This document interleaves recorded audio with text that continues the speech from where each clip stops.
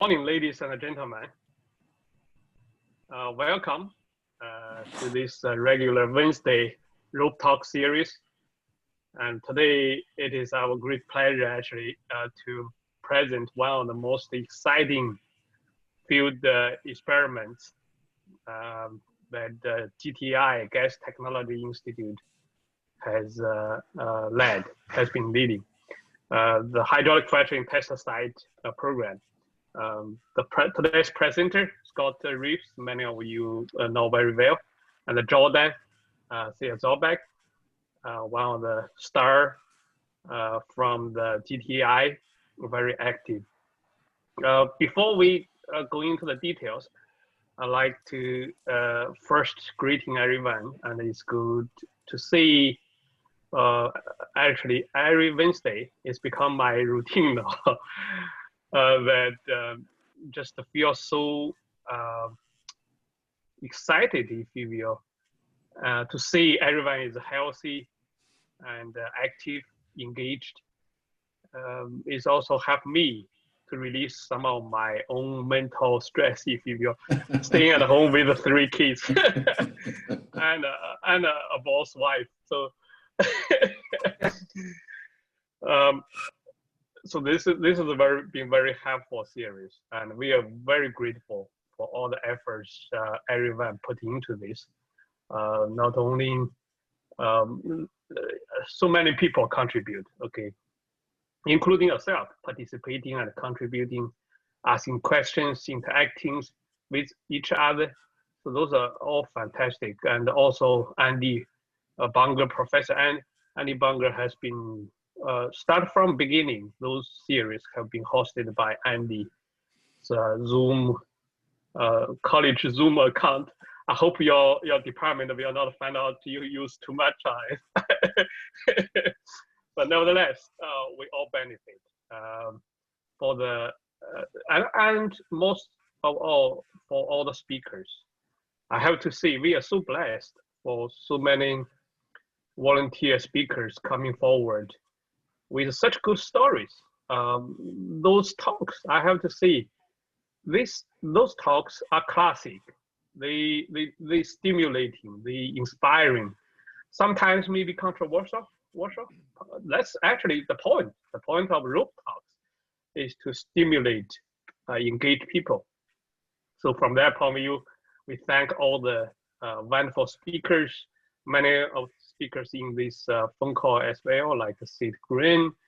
I see Tim Carr from West Virginia,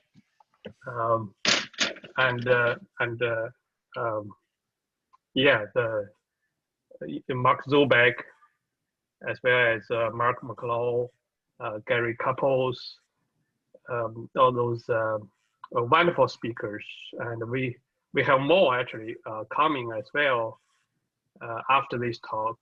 Today we have Scott and Jordan, and next week we have actually from Cyprus, CYPRUS, not our Houston Cyprus, okay? I made that mistake advanced. So Papamico, I'm sorry, panels, yes. And we have Ahmed Ghassami that can share his talk in the future as well. But one thing I want to say is that every good journey has an end. I hate to say this, but because we have so much fun, but the Robe Talks, we started with the intention to entertain, engage, and connect people, professionals. During this pandemic, as pandemic still going on, we continue rolling out. But in July, there are 2 important meetings coming. One is ERTEC, which many of you actually authored or co-authored papers and willing to and plan to participate. The ERTEC is going to be on July, second half of July. Another important meeting that has not been announced yet and is coming is some ARMA online sessions.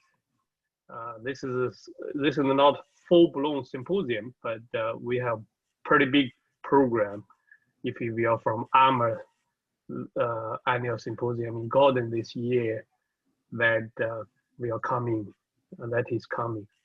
So you will be entertained, you will be stimulated by all those wonderful talks, presentations, as well as papers. So we may pause or end before those meetings kick off. Just leave the rooms for other technical sessions. But nevertheless, just watch out my newsletter. We're going to make an announcement shortly. So today, like I said, we are pleased to welcome Scott and Jordan.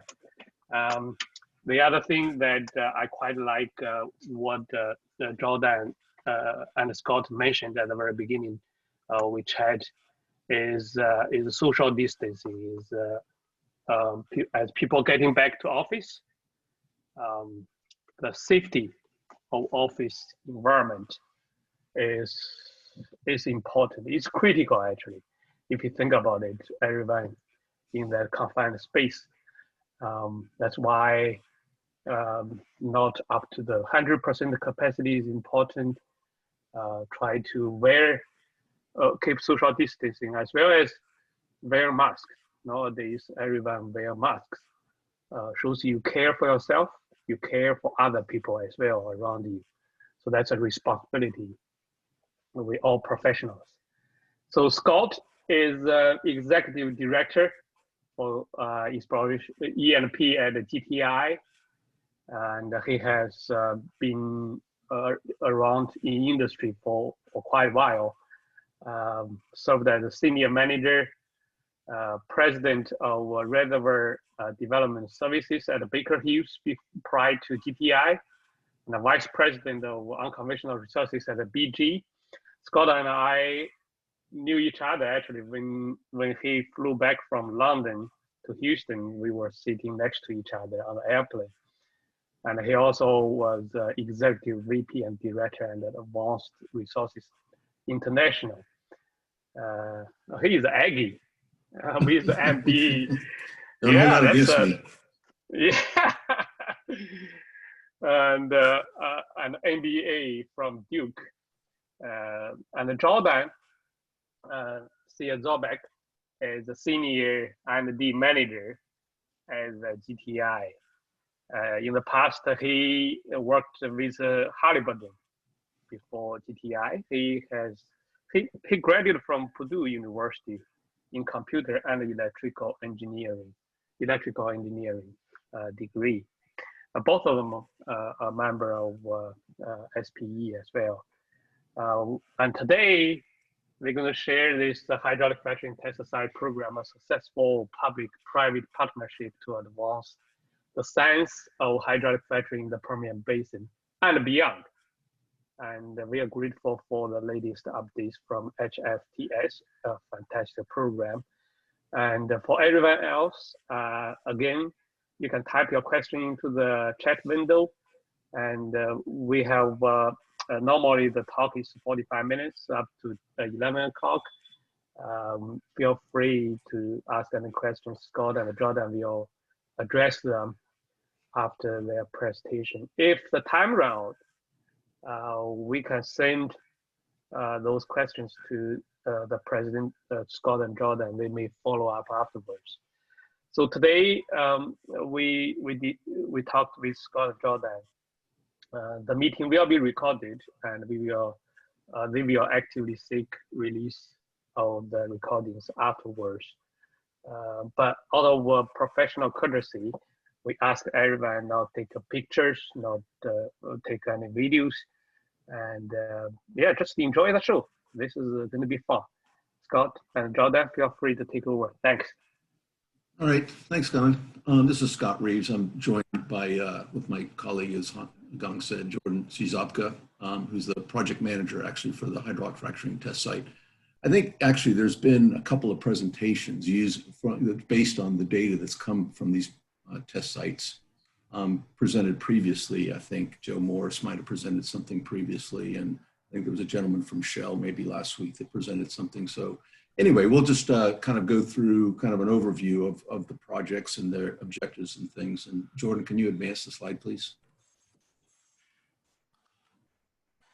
Thanks. So basically, I've got kind of light duty today. I'm just going to cover the background for about 5 to 7 minutes, and then Jordan will really cover the real interesting and meaty part of the presentation with some information on the coring operation. And this is mostly from HFTS1 site and some of the findings from when we cored through the stimulated rock volume, and then some information on a technique that was used at HFTS1, the variable rate fracturing, which had some very positive results. Would you go to the next slide, please?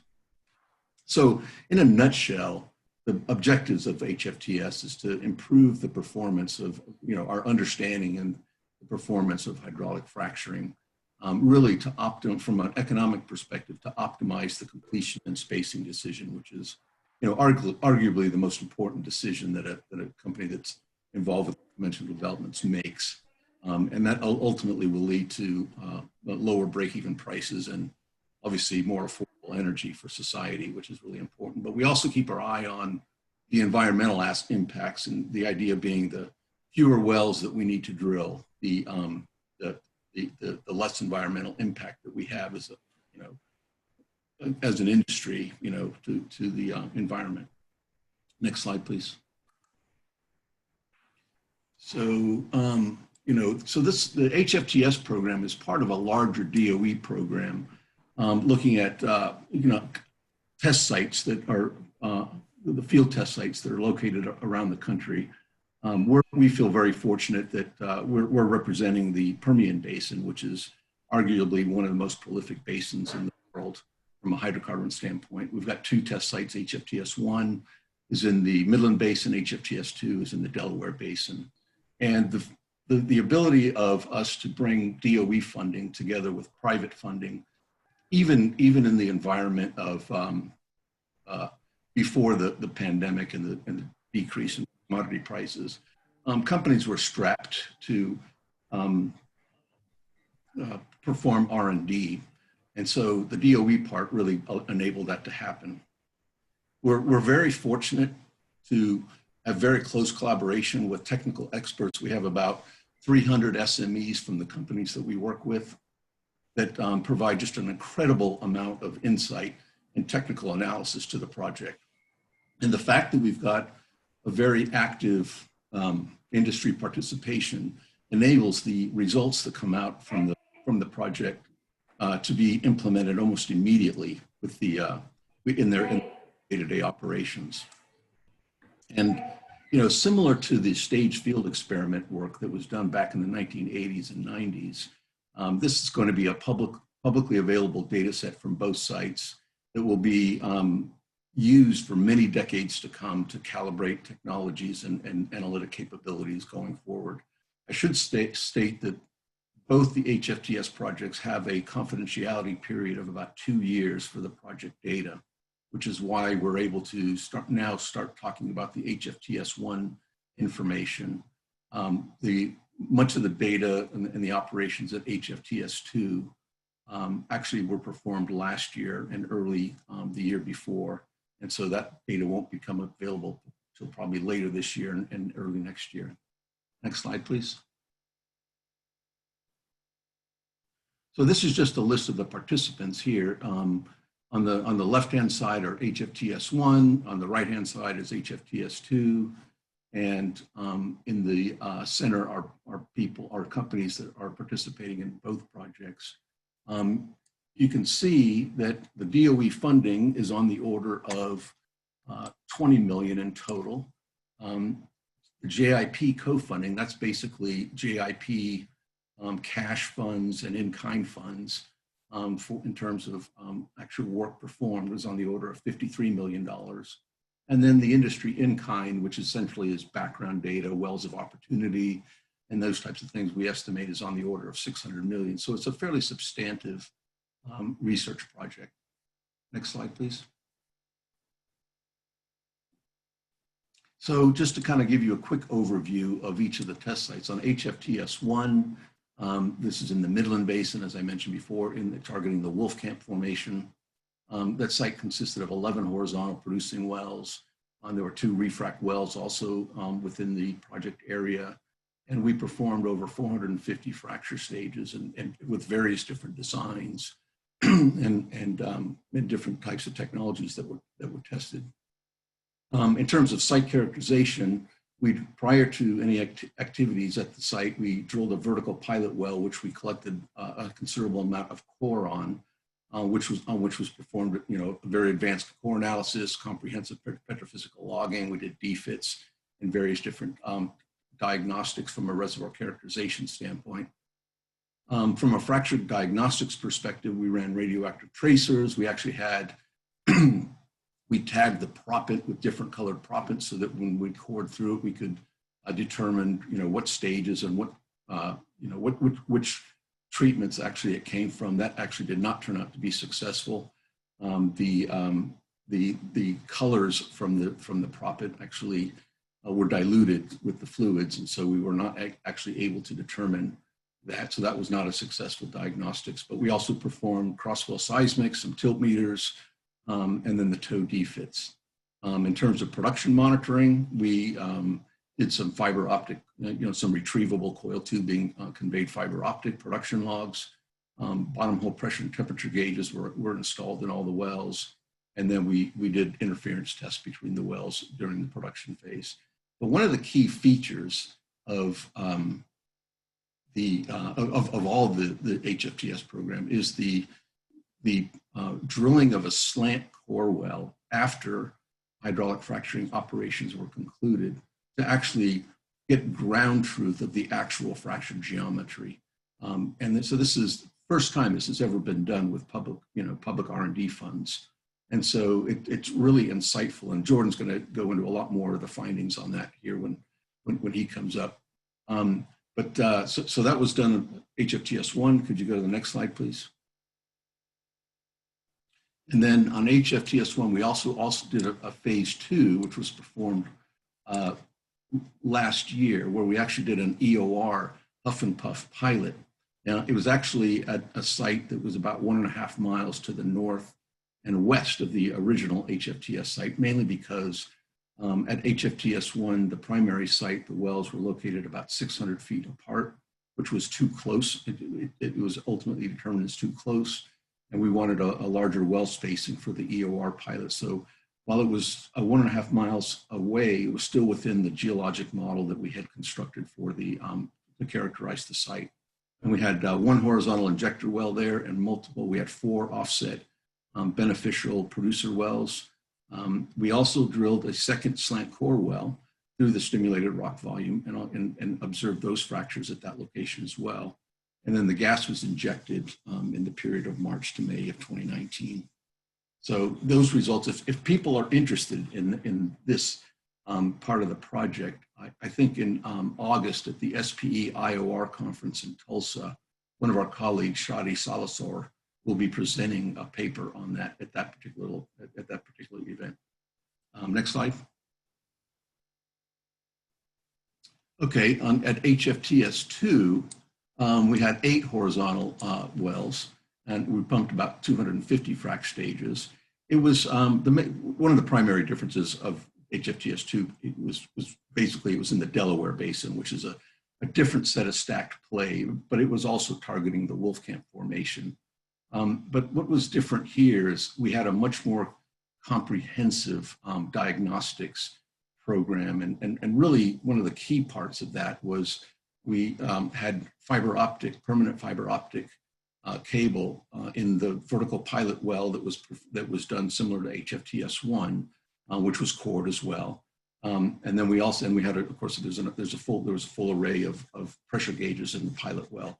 And then we also have had permanent fiber optic in 2 of the horizontal producer wells, which has been very eye-opening from the standpoint of understanding fracturing and perforation efficiency during stimulation, and also where production is coming from during the production operations. And so that's been a really exciting outcome from the project. And obviously we also drilled a cored slant well through the SRV at this particular site as well. So next slide. So this is my last slide before turning it over to Jordan, but one of the other benefits, not only do we get the benefit of all the JIP members and their expertise and their very active involvement in the project, but we also get the same from the DOE side. So from the national labs, Lawrence Berkeley and Lawrence Livermore in particular, I think this is what Joe Morris may have shared with the group previously, are using their GEOS and TUF models, which are research grade fracturing and reservoir simulators, which are pretty much more advanced than commercially available reservoir models. And they've got the computing power, the high performance computing capabilities that are needed to run those models to actually try and calibrate and replicate what's actually being seen, which is of course very different than our simplified models that we typically use for analyzing and designing treatments. The Stanford Energy Frontier Research Center is doing some reservoir characterization work based on which is funded by DOE, based on the HFTS data. And then NETL itself, NETL itself, is using their in-house laboratory capabilities for some core flooding experiments, some geochemical testing of the fluid and rock interactions, and then looking at microbial communities in the subsurface. They've also, what the HFTS program has also enabled other DOE projects looking at developing technologies to test those technologies. And in this particular case, we deployed a surface broadband seismic array at the EOR site to monitor the travel of the gas plume injected. So anyway, so it serves as a good platform for bringing a lot of other technologies to bear. So next slide. So that's all I have. I'm going to turn it over to Jordan now, who will talk about the coring at HFTS1, some of the findings based on the results that we found there, and then talk a little bit about the variable rate fracturing. So Jordan, you want to take it? I think you're on mute, Jordan. Hi, can you hear me? Yep. Okay, I have a couple of mute buttons here. One is on my headset, one is on the screen, so I'm not sure which one. Okay, offset each other. All right, well, thank you, Scott, for the introduction. My portion of this presentation will focus on the HFTS1 Slant core well number 1, this is one of the results, as well as Scott mentioned, the results of our variable fracturing testing. So just kind of, to set the stage here very quickly, I'm not going to spend too much time on it. On this slide, I have a kind of a subsurface view of the Slant core well in relation to the offset producers. So, and I'm not sure if you can see my cursor, but if you, can you? Yes, we can see it. Good. So I'm going to use this kind of point through these slides. The teal or the green well here is a Slant core well, and then the cylinders represent the actual cores that were taken adjacent to the upper Wolfcamp well and the middle Wolfcamp well. And so as you can see, this well kind of started on top of the upper Wolfcamp well, and it kind of projected downwards and away towards the middle Wolfcamp well. So in total, we collected about 600 feet of core when you add the upper and middle Wolfcamp wells. 2 teams described the core. One was BEG, another team from Conoco described the core. We performed proppant analysis on the core samples. So basically, wherever we're able to get either sludge samples or samples directly from the fracture face, we put that through a proppant analysis methodology that we developed at GTI. And then before anything was done to the core, we CT or X-rayed the core in order to preserve any features before it was opened up.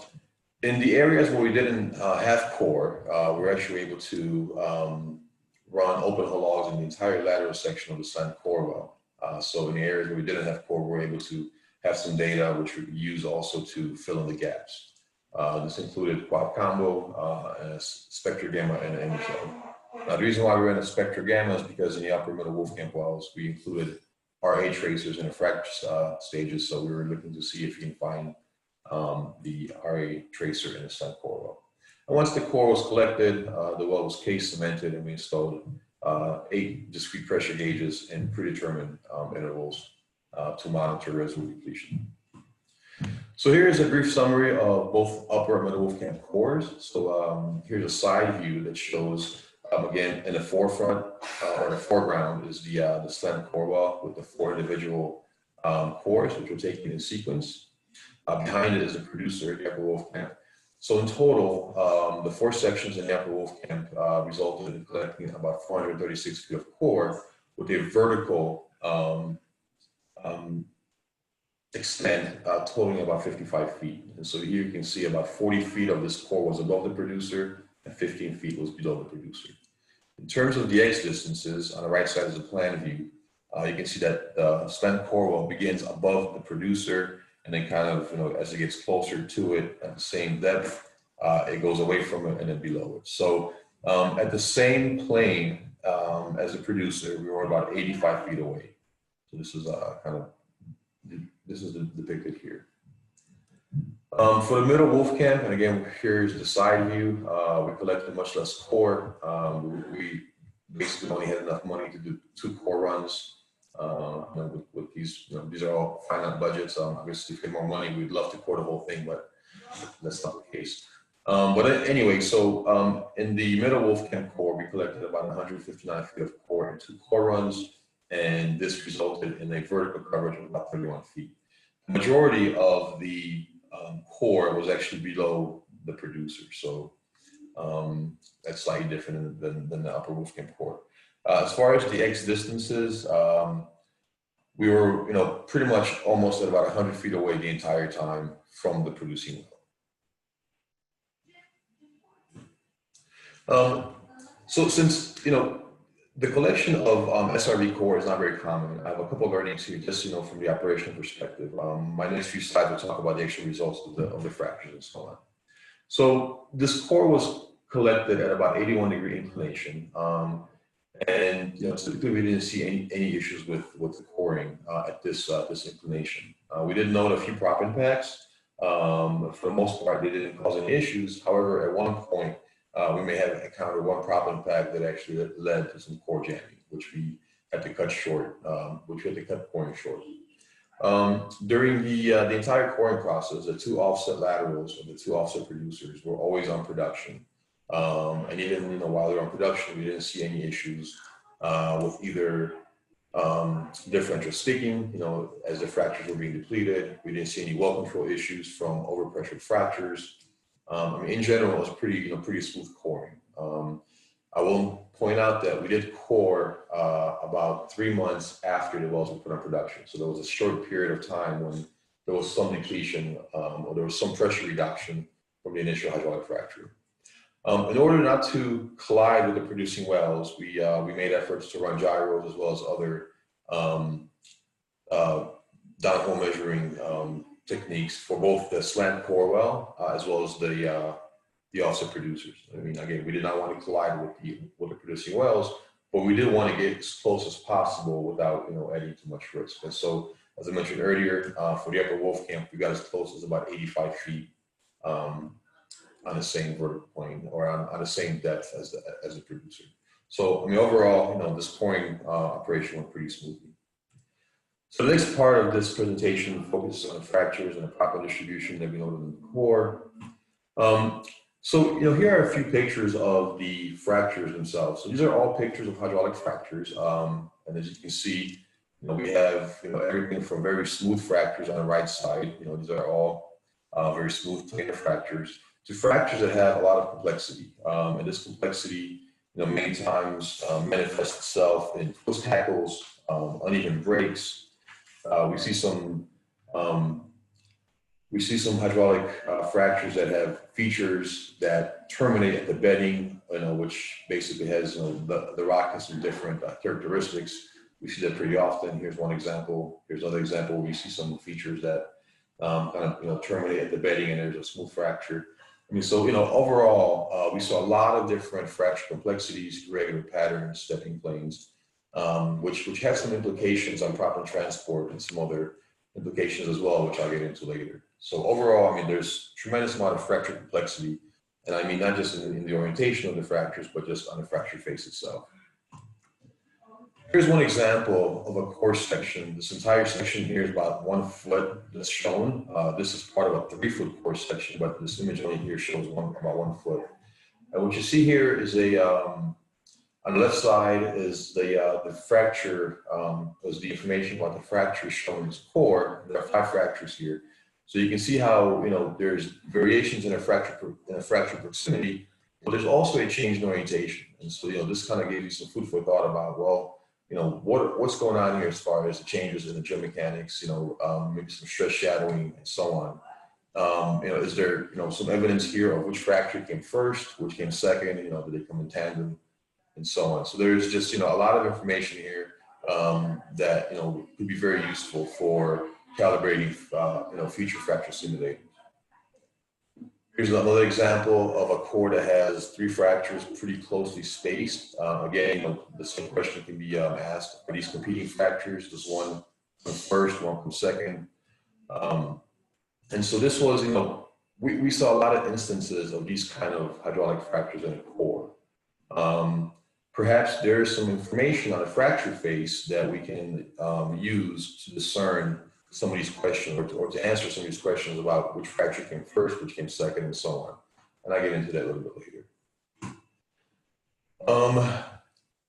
This slide has all the upper Wolfcamp cores shown, core 1 through 4. And so on top, you can see the image that depicts the actual 4 core sections, and behind is the producing well. And then the blue lines here are all the hydraulic fractures that were noted in the core. Now, this core description data is taken from Dr. Gale at VEG. She led the core description efforts on this particular core. And again, as you can see, we see a lot of fractures, a lot of blue lines that are pretty closely spaced together. And then we see some areas that we don't have, or areas where we have fracture voids. So for example, at a depth of 9381 feet, which is core number 2, I have this area where, for, many feet, we don't have any fractures or any identified hydraulic fractures. When we look at the CT scan, and both, as well as the core, which has been kind of open, we can confirm that there are no fractures. In other examples, at a depth of 9520 feet, which is core number 3, we see a section that in a 3-foot core section, we have 8 hydraulic fractures. So again, much different situation here. We have a lot of competing, or a lot of very closely spaced fractures here. And this kind of fracture swarming pattern was observed throughout the core. And in total, in this upper Wolfcamp core, we noted over 600 fractures in only 436 feet. Out of those 600 fractures, 323 were identified as hydraulic.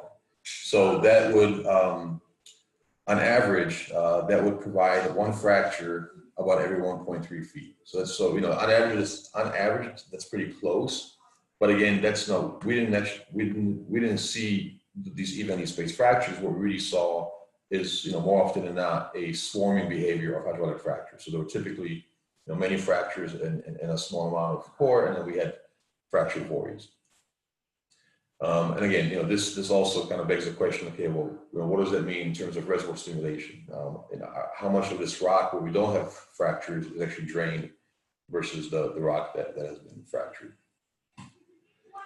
Another example here, I want to show is something opposite. So these are just natural fractures, not hydraulic. And in this particular core section, with a span of just a few inches, we have 6 discontinuous natural fractures. You can see these are natural fractures because we can see the white cement fill in the fractures.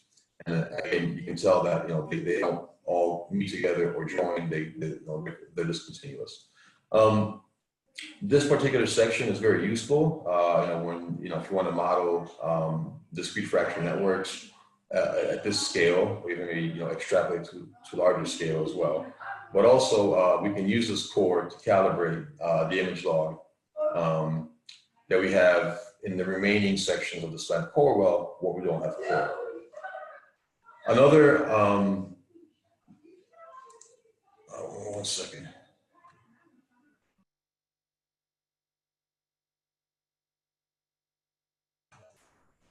Okay, so this section again kind of makes you wonder, if I had hydraulic fracturing that was propagating through this particular section of rock where we have these 6 natural fractures, what would the resulting fracture complexity look like? And this is just one of the questions that really, you know, we need to try to answer through some careful simulations. I do have an example of a hydraulic fracture crossing a natural fracture coming up. So here's one example. We have a sealed natural fracture on the right side. The green is the identified hydraulic fracture, which is propagating from top to bottom. And there's another fracture set, which is part of the fracture set 2 in the Permian or the Wolfcamp. And as you can see, the hydraulic fracture was propagating from the bottom, and it did not reactivate the sealed natural fracture on the right, but it did reactivate another natural fracture set right here. And when we pull apart this natural fracture, hydraulic fracture complex, we can see that there was a thick proppant pack here where the fluid abruptly changed direction. So again, this is just one of the proppant trapping mechanisms that we found. You know, in a place where hydraulic fracture intersects a natural fracture and there's a significant change in the fluid direction, it seems to basically trap proppant and create these thick proppant packs, which are not ideal because we basically lose proppant or the propping ability in other fractures. Another example of a proppant pack was also noted in a rough fracture phase. So here's a picture looking at a fracture kind of head on. This kind of brownish gray material is actually a thick proppant pack of 4070 proppant. And when we look at it from the side, the thickness of this proppant pack, or the aperture, was about 1/4 inch. So it's pretty thick proppant pack, you know, if you really consider, you know, what some of these fractures look like. When we peel away this proppant pack and wash the fracture face, this is what it looks like. So here's another example of a proppant trapping mechanism where that's slightly different from the other one. In the other one, we had a hydraulic fracture, natural fracture complex, which basically trapped proppant because the fluid changed direction. So while this is different, it's in essence, it's the same principle. Because of the fracture surface roughness and, you know, the fluid has to change direction here, it also traps the proppant when this fluid changes direction. So again, you know, we did see instances of a few proppant packs, but we also believe that some proppant packs were also washed out during the coring process because we found significant amount of proppant in the core, in the sludge that surrounded the core. And so these proppant packs seem to be, you know, fairly common. If, you know, if for any doubt, if there's any doubt that this proppant pack was actually collected in situ, you know, if you think that maybe during the coring process, the proppant was kind of moved around in the core barrel and deposited as fracture, we compare this proppant pack here on the right side with the image log. And so here you can actually see this is the result of the image log that was collected in the open hole. And you can actually see this hydraulic fracture in the image log and this aperture. You can also see the other open natural or hydraulic fractures in this core that I don't show here. So this, in fact, you know, is a proppant pack that was confirmed by the image log. We'll do one time. 1940. All right. So now that we kind of have an idea of what these hydraulic fractures look like, and, you know, how they interact with natural fractures and so on, we take a look at here at the proppant distribution that we noted. So we took basically the 3-foot core samples that we had, and we scraped all the sludge from the outside of the core, and, you know, any remaining, you know, material that was left in the core barrel. And so we used that material to analyze it for proppant. So the resolution here is about 3 feet. Okay, so it's basically once the cores were cut, they were cut into 3-foot sections, and each 3-foot section was analyzed for proppant. On the right side, I have an image of the proppant distribution along with some hydraulic fracture, natural fracture information. So if you take this core, this 436 foot of core, and kind of transpose it into a vertical orientation, you end up with about a 50-foot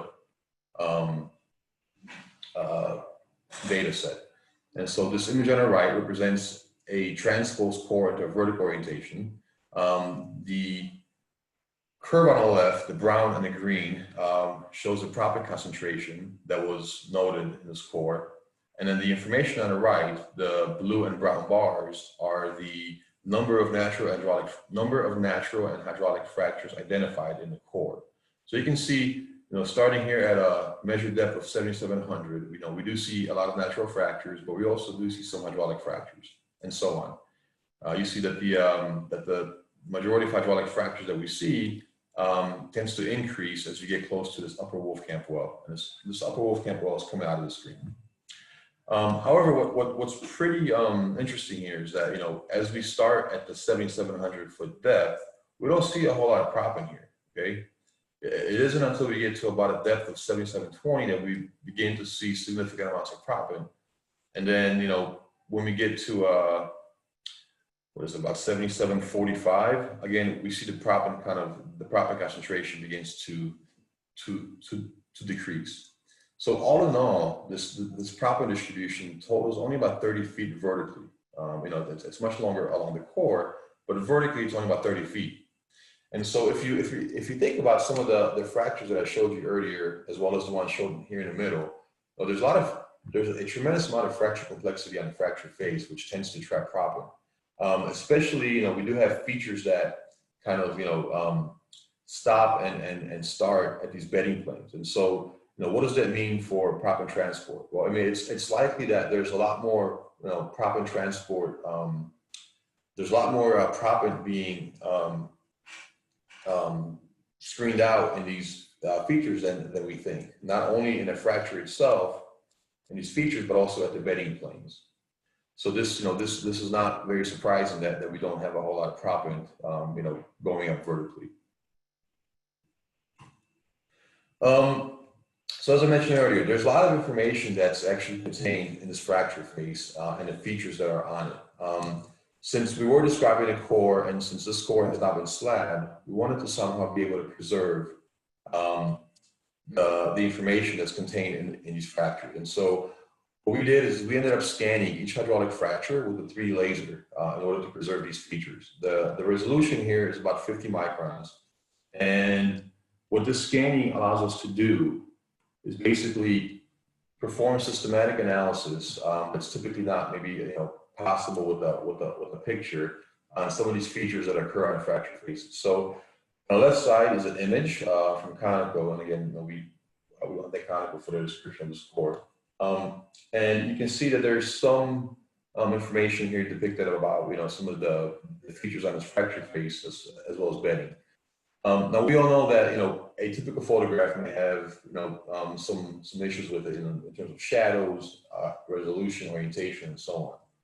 When you take a 3D laser scan, you have a much clearer, basically, image of the fracture face itself, and you can rotate the image to see the features from different orientations. You can also, since this is a digital topographic representation of the fracture, you can use these scans to perform systematic analysis and try to arrive at some of the answers as far as the propagation direction of the fracture, possibly which fracture came first, which came second, and so on. So there's a lot of useful information in this kind of data set, and we are still looking at this data set. So finally, here is just a brief summary of the learnings that are supported by the data we collected in the Slant core well. In essence, fracture complexity and quantity is far beyond what current fracture simulators and models can predict. And as Scott mentioned earlier, the national labs are working with this data set, using it to calibrate and basically improve on their current fracture simulators. The vertical proppant distribution, as we measured in the upper Wolfcamp core, which was only about 30 feet, represents about 5% of the measured vertical microseismic fracture geometry. So in essence, the vertical extent of the microseismic event was about 600 feet. If you consider the fracture distribution was about 30 feet in a vertical direction, that represents about 5%. As I mentioned earlier, we found multiple proppant packs. Others were likely washed out during the coring process, which we know because there was proppant on the outside of the core, which indicates we do have inefficient proppant placement, where a lot of fractures are basically overstimulated, and some fractures are probably understimulated as far as connectivity. Far field fractures at about 100 feet away are multiple in number. Obviously, as I showed earlier, they're not uniform in distribution and tend to be clustered with many fracture voids. We did notice well communication at 660 feet. However, based on a fracture and proppant distribution, it's pretty clear that we do have incomplete stimulation in between. And then finally, 3D laser scans of fractures indicate fracture roughness. Does have an impact on proppant transport, or by bridging the proppant and basically impeding proppant transport further out into the reservoir, as well as possibly higher up into the reservoir as well.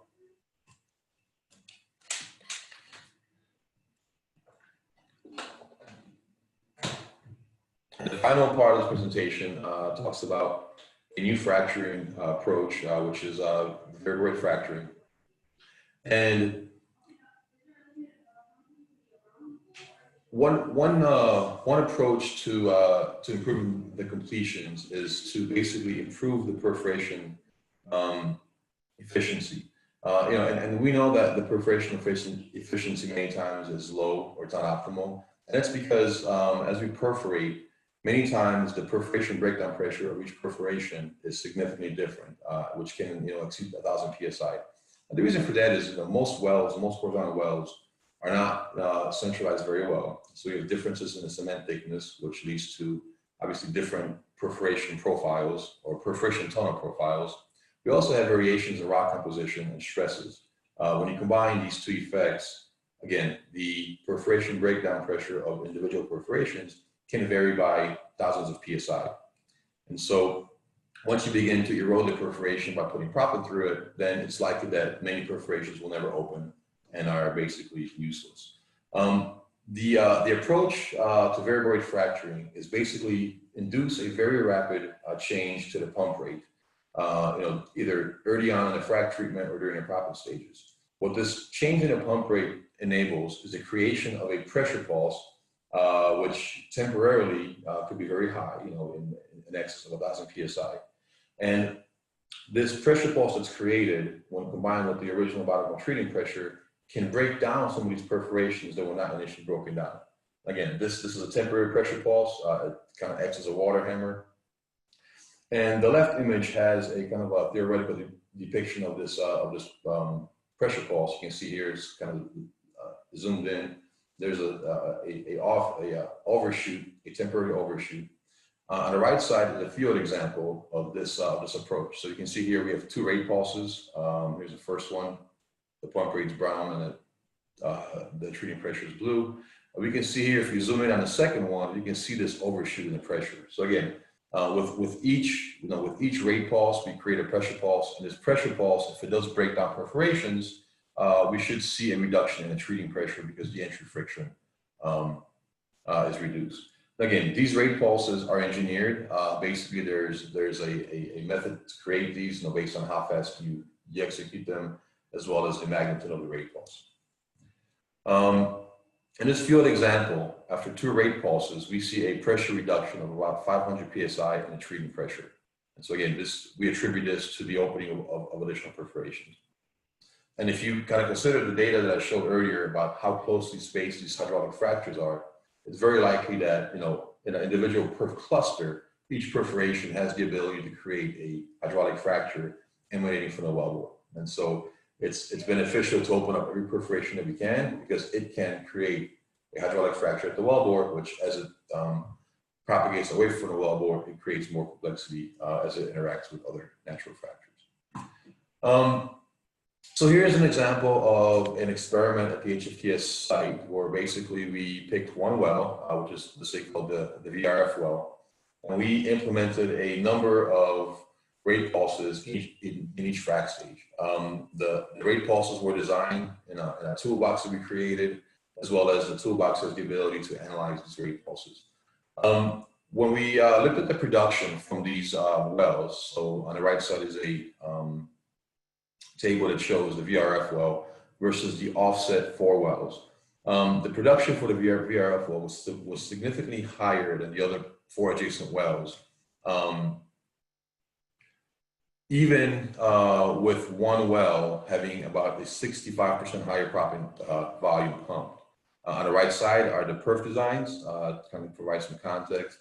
And so we do see after 14 months significant uplift in production in a VRF well. And again, if we're able to open up more perforations in a well, and again, if each perforation can create fractures, it's kind of easy to understand why this production would be improved. There's no additional cost to adding these rate pulses, and there's no material that's required. So in summary, this technology is effective for opening additional perforations, leading to increased stimulation efficiency. Does not require additional materials or equipment. We've implemented this in a Permian Wolfcamp. So since the experiment, we've implemented this technology in the Permian, as well as the Marcellus, Cadell, Niobrara, and it's been executed in over 150 wells with many times measurable production upside. And then at the bottom are some references to some of the both the testing as well as some of the other information in the news. Well, that brings me to the end of the presentation.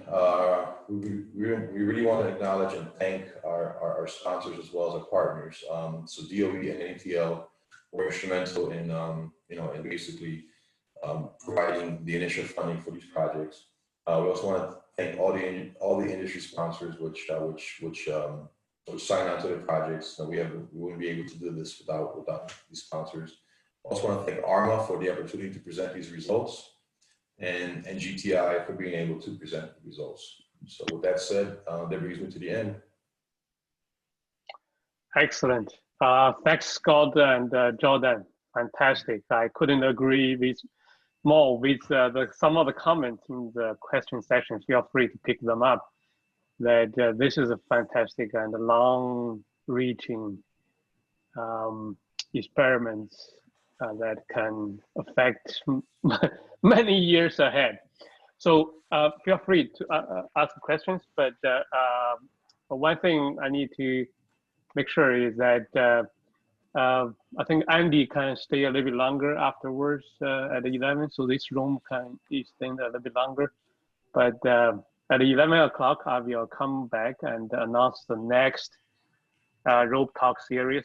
For the folks who today, it seems there are some incidents. Some of the folks asked for password, but I will explain in my next newsletter where you can find the password. Nevertheless, Jordan and Scott, thank you. Fantastic talks, always enjoy. Feel free to follow up with the questions.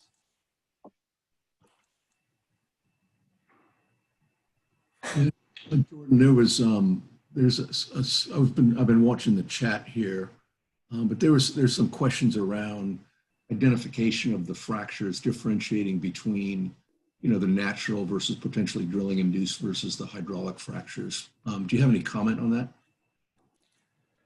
From what I recall, from the core description, let me see if I'm on mute. Okay, no, okay. From what I recall, many times, it was clear which fractures were natural. I mean, obviously because of the cement fills and the orientation. Fractures set 1 and 2 were, pretty easily identifiable. The hydraulic fractures also themselves had a couple of different features that made them stand out as hydraulic. Now, and this includes the fracture kind of orientation as well as many times proppant. It wasn't always clear what fracture was what or when it was created, but for the most part, when a fracture was created in situ, there was a orientation that was there wasn't the same orientation as we would expect it to based on a stress regime. The drilling or the coring induced fractures typically had saddle shapes or much different features than the hydraulic or natural. So for the most part, I think there's a lot of concurrence, as far as what's what, and there are some specific features that give it away.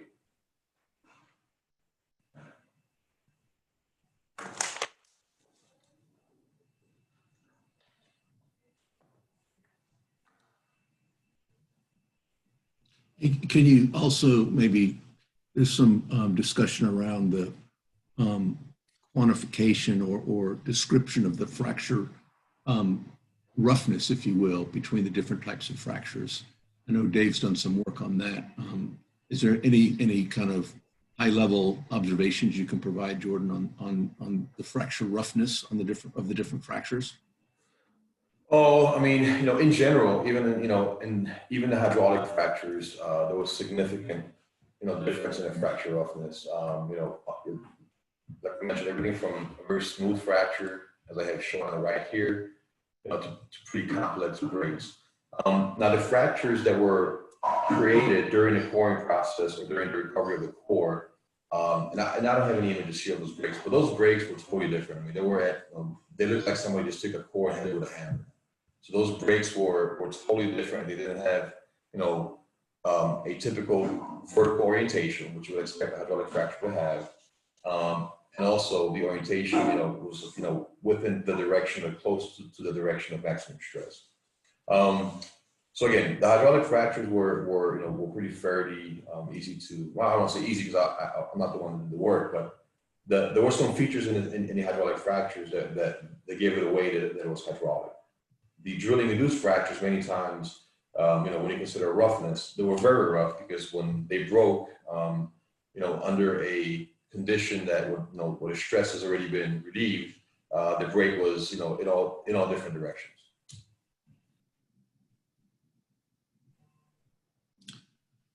Okay, one other quick question here was around the timing of when the core was taken. How had the wells been on production for any period of time when the coring was done? Yes, so the wells were put on production late December, early January. The fracture or the core was taken kind of mid-March. So the wells were on production for about 3 months before this core was taken. But the wells were not, when we took this core, we never shut the wells in. So the wells were always on production.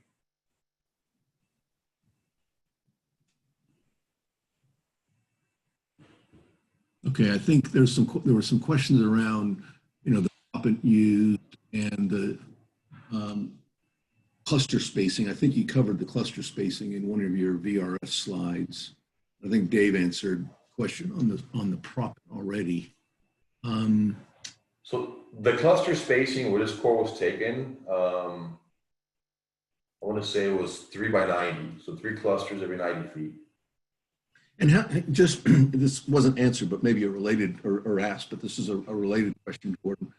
About how many, I mean, obviously there was a limited amount of core that was taken. We didn't core the entire thing, but about how many frac stages were covered do we estimate was sampled by the core?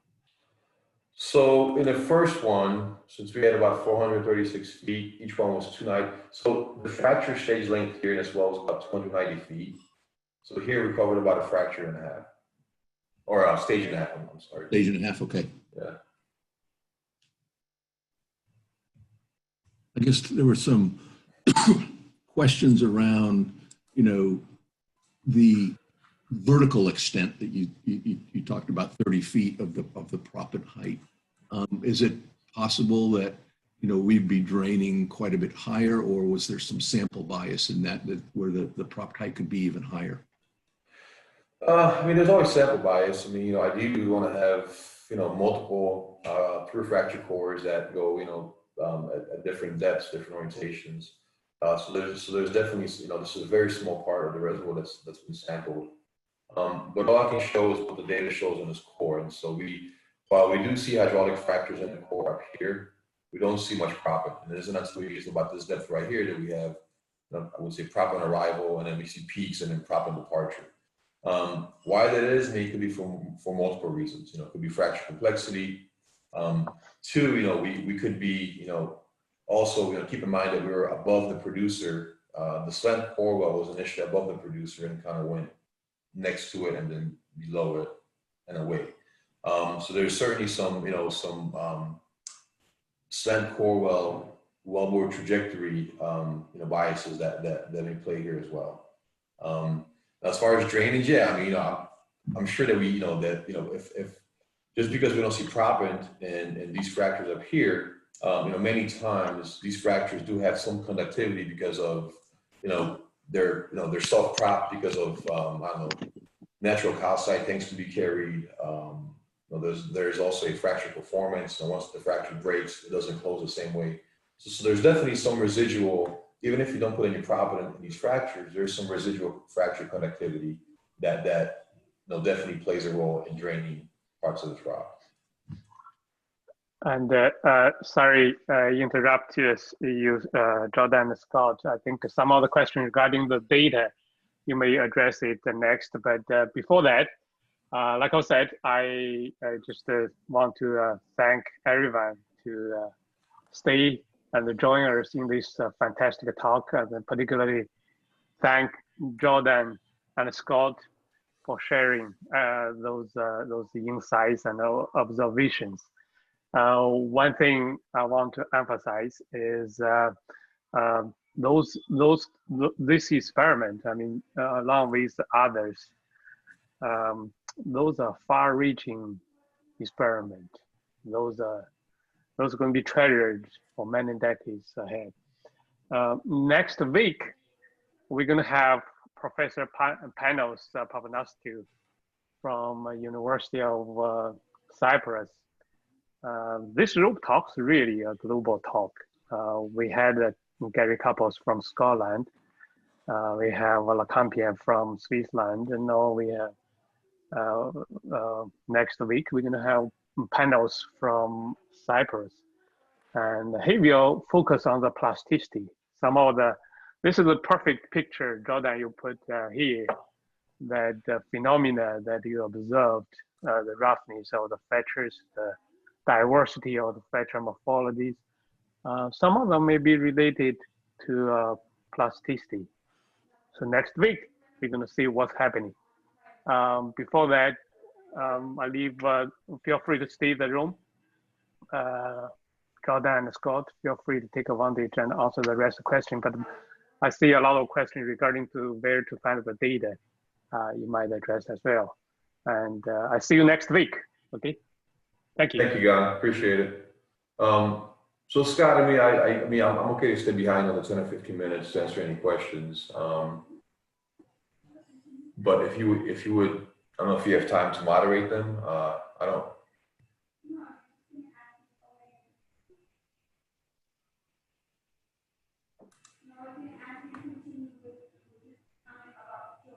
I think Scott left. I think Scott is on the mute. Either he's on mute or he had to go to another meeting. Yeah. Okay. No worry, Jordan. Those questions, I think Andy can capture them and send to you afterwards. You may pick up those questions after today. Okay. Through the emails. Sure. That'll be good. If you guys can capture those and send them to us, we'd be happy to answer them.